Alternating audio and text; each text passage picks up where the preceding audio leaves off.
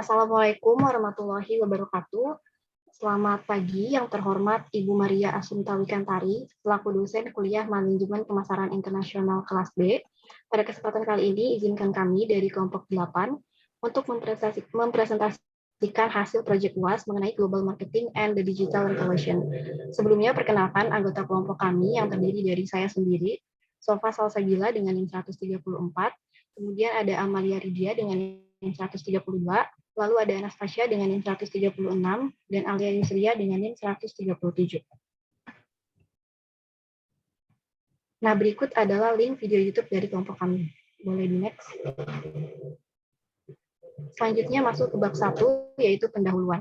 Internet telah menjadi platform komunikasi utama. Saat ini, hampir setiap perusahaan dan organisasi hadir di ruang online. Internet dapat digunakan sebagai saluran periklanan, sebagai alat hubungan masyarakat atau PR, sebagai sarana untuk menjalankan kontes atau promosi penjualan, dan sebagai dukungan untuk upaya penjualan pribadi. Situs web perbandingan belanja membuat konsumen mudah untuk memeriksa dan membandingkan harga untuk produk dan layanan.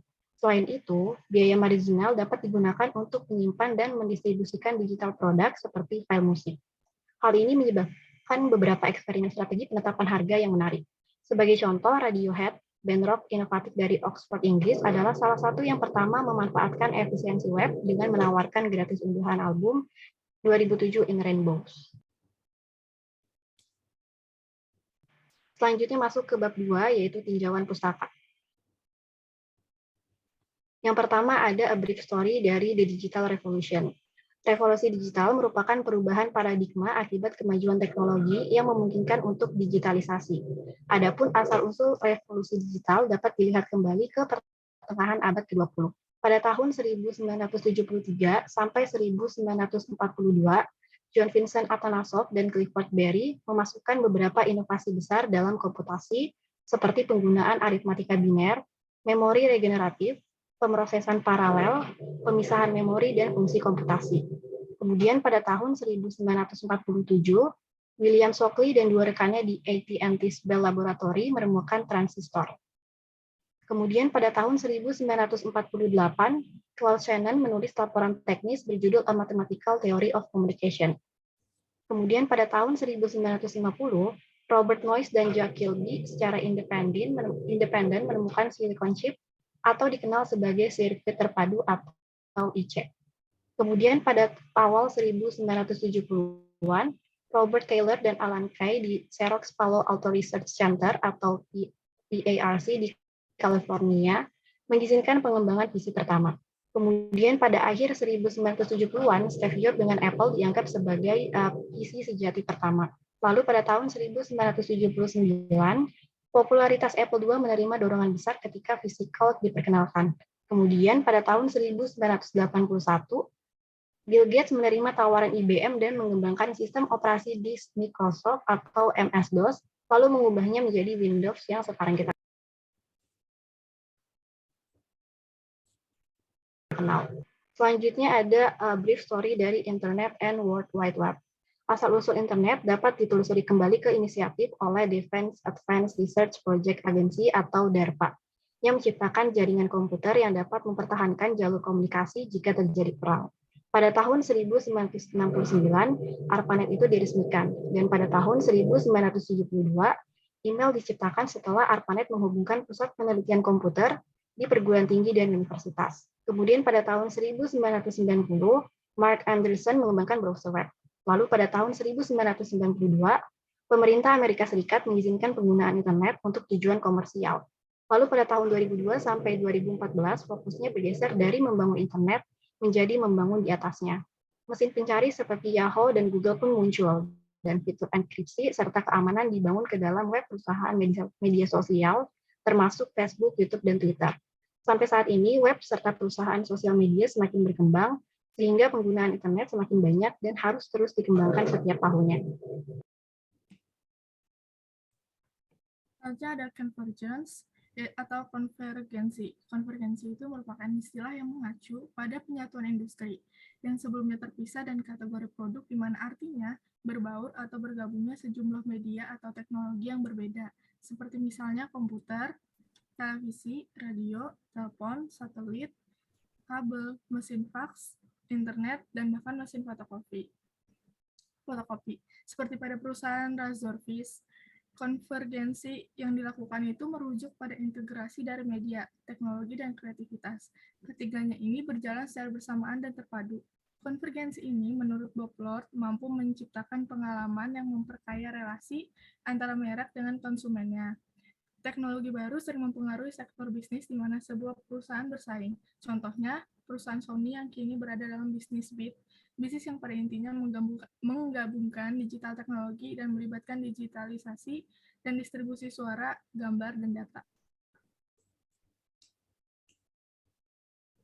Selanjutnya ada 5 prinsip yang harus diperhatikan dalam membangun konvergensi dalam pemasaran. Yang pertama itu harus berpusat pada pelanggan.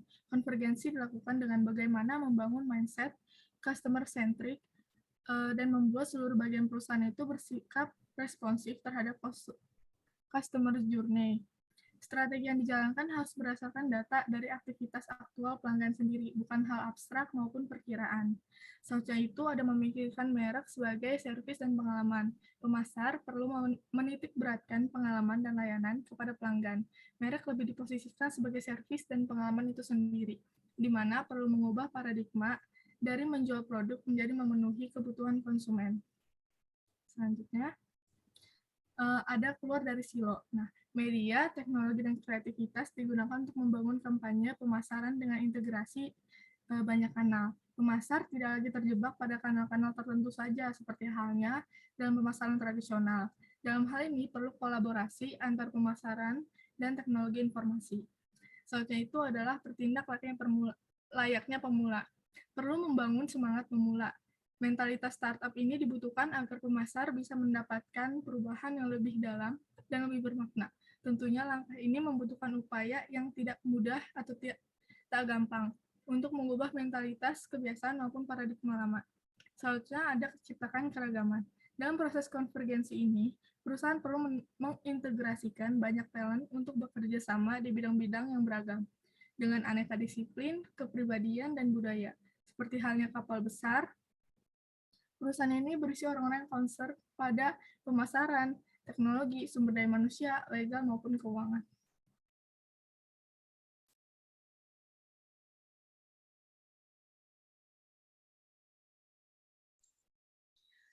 Selanjutnya terdapat value networks and disruptive technologies. Yang pertama terdapat dilema inovator.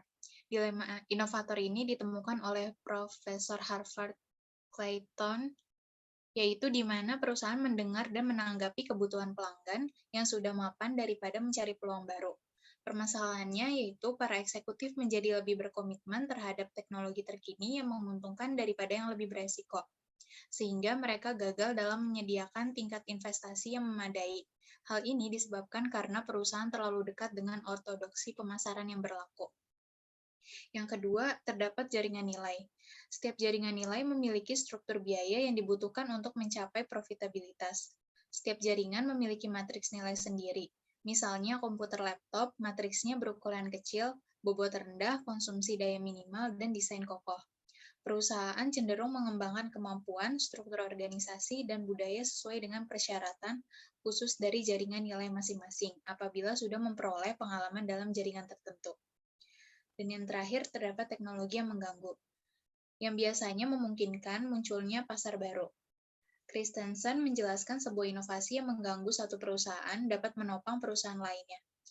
Internet mendukung teknologi Dell, tetapi bagi Compaq itu adalah teknologi yang mengganggu di mana saluran distribusi utamanya adalah pengecer.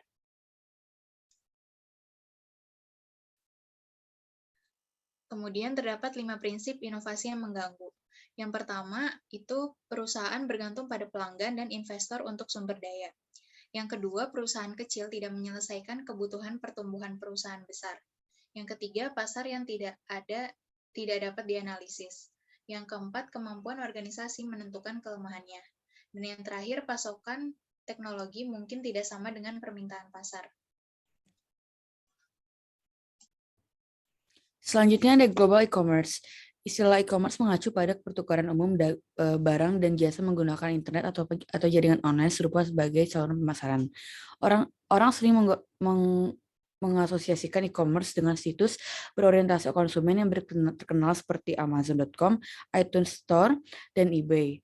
Kegiatan e-commerce dibagi menjadi 3, yaitu B2C atau bisnis ke konsumen, B2B atau bisnis ke bisnis. Secara umum, perdagangan B2B ini merupakan bagian terbesar dari ekonomi internet dan kemungkinan akan terus berlanjut di masa yang akan datang. Perkiraan industri menyatakan bahwa pendapatan B2B secara global mencapai 6,7 triliun dolar pada tahun 2020. Dan yang ketiga adalah P2P, yaitu konsumen ke konsumen. Global e-commerce dibagi menjadi 2, yaitu yang pertama situs web. Situs web dapat diklarifikasikan berdasarkan tujuan. Yang pertama, situs promosi menyediakan komunikasi pemasaran tentang barang dan jasa perusahaan. Yang kedua, situs konten yang menyediakan berita dan hiburan serta mendukung upaya public relation perusahaan. Dan yang ketiga, situs transaksi. Operasi retail yang online yang memungkinkan pelanggan membeli barang dan jasa. Pengguna internet global. Penetrasi internet di beberapa wilayah dunia, beberapa di bawah 1 digit, terutama di Afrika. Misalnya, penetrasi kurang dari 10% di negara-negara berpenghasilan rendah seperti Eritrea, Burundi, Sierra Leone, dan Somalia. Sebaliknya, di beberapa negara maju seperti Korea Selatan, Belanda, Greenland, Uni Emirat Arab, Bahrain, dan Qatar, lebih dari 90% penduduknya sudah online. Selanjutnya ada website design and implementation. Website adalah kumpulan halaman yang dapat diakses publik dan saling terkait yang berbagi satu nama domain. Situs web ini dapat dikembangkan sendiri atau perusahaan luar dapat dikontrak untuk melakukan pekerjaan itu. Selama beberapa tahun terakhir, generasi baru biro iklan interaktif telah muncul untuk membantu perusahaan mengglobalisasikan penawaran internet mereka melalui website. Nah, beberapa masalah harus ditangani saat menyiapkan e-commerce global melalui website untuk penentuan perusahaan membangun website sendiri atau melalui kontrak agen luar.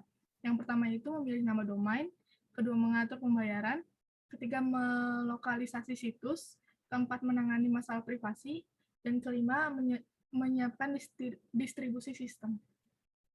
Selanjutnya ada new products and services. Yang pertama itu ada broadband. Broadband ini sistem komunikasi broadband adalah sistem yang memiliki kapasitas yang cukup untuk membawa beberapa saluran suara, data, video secara bersamaan. Bandwidth menentukan tentang frekuensi yang dapat melewati saluran transmisi yang diberikan. Misalnya, jaringan telepon tradisional menawarkan bandwidth yang cukup terbatas dibandingkan dengan jaringan telepon digital yang canggih. Nah, selanjutnya ada cloud computing. Cloud computing berarti bahwa arsip termasuk file musik dan film, foto, dan dokumen yang disimpan di server jarak jauh yang besar dan pusat data. Bahkan di komputer pengguna individu. File komputer dapat diakses dari jarak jauh melalui internet, dari lokasi manapun, dan dari komputer manapun. Selanjutnya ada smartphones. Ponsel telah menjadi salah satu kisah sukses produk baru terbesar dari revolusi digital. Di seluruh dunia, 1,5 miliar smartphone dikirimkan pada tahun 2017. Melonjaknya permintaan telah meningkatkan keuntungan produsen seperti Apple, Huawei, Oppo, dan Samsung, serta AT&T, Deutsche Telekom, US Cellular, dan juga Verizon, dan juga penyedia layanan lainnya. Fitur dan fungsionalitas baru memberi konsumen alasan untuk mengupgrade headphones mereka secara teratur. Ponsel konvensional, kadang disebut sebagai ponsel fitur, memungkinkan pengiriman pesan teks melalui layanan pesan singkat atau SMS. Standar nirkabel yang dimiliki dan diterima secara global untuk mengirim pesan alphanumerik hingga 160 karakter. SMS adalah platform teknologi yang menjadi dasar layanan microblogging atau Twitter. Pakar industri mengharapkan pemasar untuk mengintegrasikan SMS dengan komunikasi melalui saluran digital lainnya seperti TV digital interaktif, internet, dan juga email. Selanjutnya ada mobile advertising dan juga mobile e-commerce. Mobile advertising dan mobile commerce atau m-commerce adalah istilah yang menggambarkan penggunaan telepon seluler sebagai saluran untuk menyampaikan pesan iklan dan melakukan transaksi produk dan layanan. Sebagian besar penggunaan ponsel cerdas dan tablet dapat mengakses internet melalui Wi-Fi, sejenis jaringan berkabel. Selain itu, penyedia layanan ponsel biasanya menawarkan paket data yang memungkinkan koneksi internet melalui jaringan 3G atau 4G. Ini memungkinkan Apple, AOL, Scripps Media, Google, Medialets, Mobex, dan juga perusahaan lainnya untuk menawarkan layanan iklan seluler kepada klien. Misalnya Unilever, Nissan, dan perusahaan lain menggunakan layanan IAD Apple untuk menempatkan iklan interaktif di dalam aplikasi iPhone dan iPod 41. Selanjutnya ada autonomous mobility. Autonomous menjadi kenyataan karena pembuat mobil bergegas untuk memasukkan teknologi ke dalam kendaraan mereka. Banyak pengemudi melihat mobil mereka sebagai perangkat seluler utama yang merupakan perpanjangan dari diri digital mereka. Aplikasi sekarang mengizinkan pengemudi untuk berinteraksi dengan kendaraan mereka dengan cara baru. Misalnya, beberapa pembuat mobil telah mengembangkan aplikasi Apple Watch yang memungkinkan pengemudi untuk memeriksa dari jarak jauh. Katakanlah apabila pintu terkunci dan jendela terbuka. Pemilik mobil listrik juga dapat mengecek apakah aki mobilnya sudah terisi penuh atau tidak. Selanjutnya ada mobile music. Cloud computing yang telah dibahas sebelumnya di bab ini diperkirakan akan berdampak besar pada bisnis musik seluler. Layanan musik berbasis cloud merupakan gabungan dari model bisnis langganan dan toko online. Pendekatan baru mengatasi beberapa kekurangan dari metode yang ada. Misalnya, pemilik iPod harus menyelaraskan iPod mereka ke komputer mereka untuk perangkat lain. Selain itu, skema harga untuk berbagai layanan berlangganan dapat membingungkan.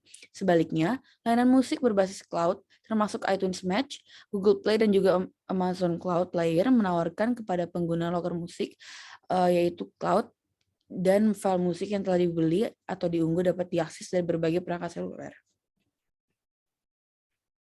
Selanjutnya ada mobile gaming. Game seluler saat ini semakin populer. Pendapatan dari industri ini diperkirakan akan melebihi 100 miliar dolar pada tahun 2017, naik dari 3,77 miliar dolar pada tahun 2010. Hingga pertengahan 2016, Game of War, Fire Edge, dan Clash of Clans adalah dua game seluler yang paling banyak dimainkan. Namun pada 6 Juli 2016, Nintendo Pokemon Go menggebrak dunia game seluler. Game ini menggabungkan teknologi augmented reality dengan kamera ponsel cerdas dan GPS. Pemain berburu dan mencoba menangkap. Dalam waktu singkat, game menduduki peringkat teratas aplikasi yang paling banyak diunduh di toko aplikasi Apple dan Android di Australia, Selandia Baru, dan Amerika Serikat. 1 minggu kemudian, Pokemon Go diluncurkan di Jepang, pasar terbesar dunia untuk game mobile. Selanjutnya ada online gaming dan e-sport. Dalam beberapa tahun terakhir, game online telah berubah menjadi olahraga penonton. Faktanya, istilah e-sport telah diciptakan untuk menggambarkan kompetisi video game di mana pemain dan tim profesional bersaing untuk hadiah uang tunai yang dapat mencapai 10 juta dolar. Contohnya termasuk kejuaraan dunia League of Legends November 2017 yang diadakan di Stadion Sarang Burung di Beijing. Selanjutnya terdapat mobile payments. Pembayaran seluler yaitu pembayaran yang dilakukan melalui ponsel cerdas menerima dorongan besar saat Apple meluncurkan Apple Pay bersama dengan iPhone 6 pada tahun 2014. Untuk melakukan pembayaran ini, pengguna pertama-tama menautkan ponsel cerdas mereka ke rekening bank mereka. Sebuah teknologi yang disebut komunikasi jarak dekat atau NFC kemudian memungkinkan pengguna untuk menggesek ponsel mereka di dekat terminal tempat penjual untuk menyelesaikan pembelian. Android Pay Alphabet juga bersaing untuk penerimaan pasar sebagai platform pembayaran seluler. Selanjutnya terdapat streaming video. Penetrasi global layanan internet broadband telah memicu semakin populernya layanan video digital global seperti YouTube. Adapun contoh perusahaan lain yang beroperasi di ruang ini termasuk Facebook, Instagram, Twitter, dan aplikasi lainnya. Kemudian terdapat Internet Phone Service. Suara melalui teknologi internet protokol memungkinkan suara manusia didigitalkan dan dipatahkan menjadi paket data yang dapat ditransmisikan melalui internet dan kemudian diubah kembali menjadi normal. Contohnya seperti Skype. Dan selanjutnya terdapat duplicate books and electronic reading devices. Revolusi digital memiliki dampak pada media cetak tradisional seperti surat kabar dan majalah. Banyak penerbit mengalami penurunan jumlah pembaca secara drastis karena orang menghabiskan lebih banyak waktu online. Pada saat yang sama, resesi global telah memaksa banyak perusahaan untuk mengurangi pada iklan cetak. Namun, pembaca elektronik atau e-reader seperti Kindle, Barnes & Nobles, Nook, dan iPad Apple dapat membantu memikat pelanggan kembali.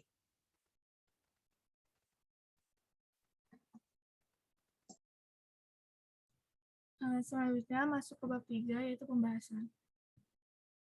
Pada pembahasan ini, kita mengambil kasus pada how do you like your reality, virtual, augmented, or mixed. Yang pertama itu adalah virtual reality atau VR. Jaron Lanier menciptakan istilah realitas virtual pada tahun 1987. Itu 2 tahun setelah Lanier meninggalkan pekerjaannya di Atari untuk memulai VPL Research, perusahaan pertama yang memproduksi dan menjual kacamata VR.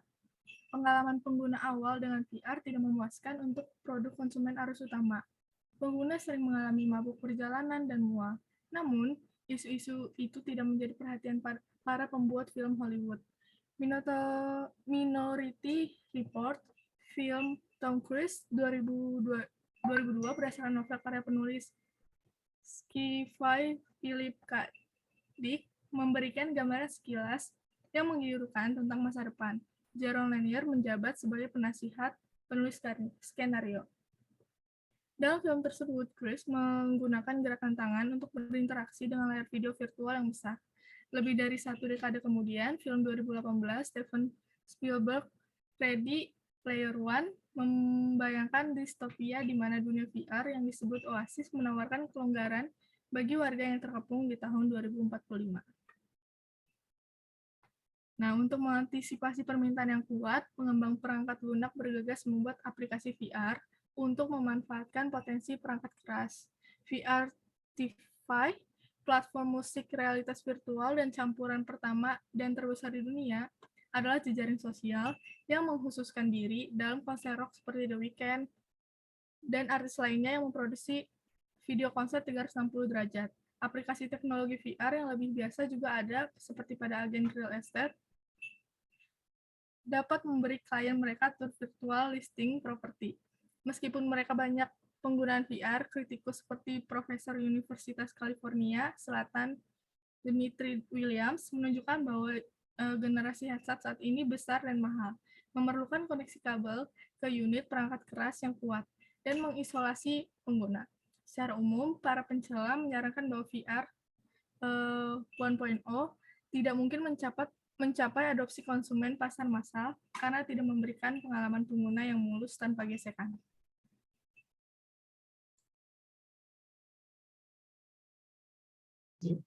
Selanjutnya ada augmented reality atau AR. Lainnya yaitu teknologi augmented reality ini mampu mengatasi isolasi, di mana AR ini memungkinkan pengguna untuk melihat dunia nyata di sekitar mereka pada headset ringan atau layar ponsel dengan lapisan tambahan grafis digital. Salah satu aplikasi yang terkenal adalah Pokemon Go. Kemudian headset HoloLens Microsoft yang menjalankan perangkat lunak Windows holographic itu adalah hal lain. Headset AR ini awalnya bersifat nirkabel dan ringan, serta merespon perintah tangan dan suara. CEO Facebook, Mark Zuckerberg, yakin bahwa AR ini akan menjadi teknologi komunikasi arus utama, bahkan lebih cepat dari VR karena berbeda dengan pembelian peralatan yang terkait dengan VR. Pengguna AR dapat memanfaatkan sebagian besar aplikasi AR saat ini relatif primitif, termasuk filter dan bingkai dalam gambar. Selain itu, Alibaba Cina juga menunjukkan bagaimana AR dan VR memiliki potensi untuk mengubah retail. Pada tahun 2016, Global Shopping Festival menggabungkan sejumlah inovasi pada platform Tmall dan Taobao. Misalnya dalam minggu-minggu menjelang acara, AR ini akan digunakan untuk mengarahkan lalu lintas pejalan kaki ke pengecer online atau secara fisik.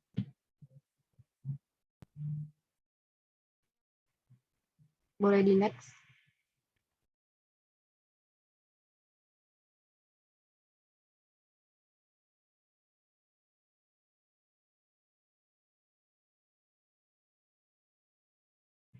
Selanjutnya, puluhan ribu pengecer, termasuk KFC dan Starbucks, berpartisipasi dalam game AR Catch the Tmall Cat. Di sisi VR, konsumen dapat mencicipi dan membeli barang dari pengecer di berbagai belahan dunia. Alibaba membuat saluran belanja beli plus khusus, yang dimana pengecernya yang berpartisipasi itu termasuk Target, Macy's, dan Costco. Namun penggunaan VR membutuhkan biaya yang tinggi bagi rumah tangga, sehingga televisi tradisional dan iklan cetak bukan sarana yang baik untuk menyampaikan esensi dari pengalaman VR perusahaan, memigrasikan pengalaman VR ke lokasi baru di luar rumah, seperti pusat perbelanjaan dan bioskop. Yang pada gilirannya ini merupakan kabar baik bagi operator teater seperti IMAX yang mencari cara untuk meningkatkan lalu lintas pejalan kaki di era unduhan aman.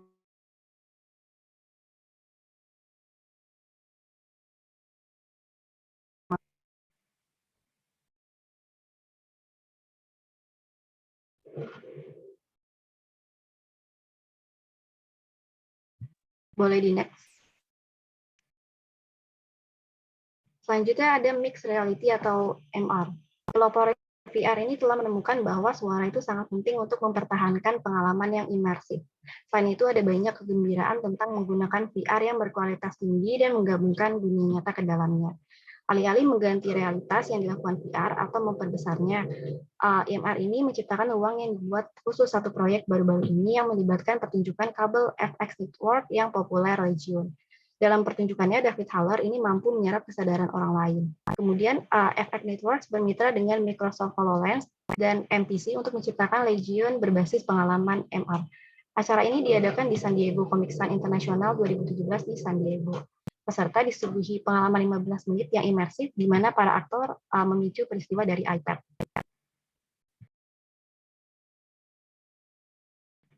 Next.